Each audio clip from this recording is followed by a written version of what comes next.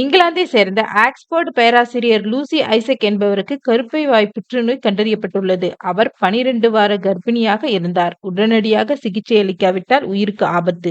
ஆனால் கருவை கலைக்கவும் முடியாது என்ற சிக்கலான நிலை அவருக்கு ஏற்பட்டது. இந்த இக்கட்டான சூழலை சமாளிக்க மருத்துவர்கள் குழு ஒன்று ஒரு அதிசயமான அறுவை சிகிச்சையை மேற்கொண்டது.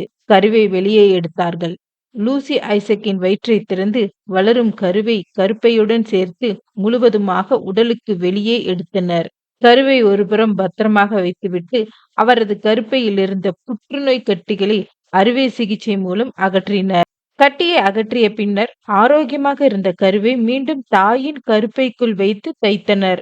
இந்த குழந்தைக்கு எந்தவித பாதிப்பும் ஏற்படாமல் இருக்க கிட்டத்தட்ட 2 மணி நேரம் கரு வெளியே வைக்கப்பட்டு ஒவ்வொரு 20 நிமிடங்களுக்கும் அதன் வெப்பநிலை கண்காணிக்கப்பட்டது.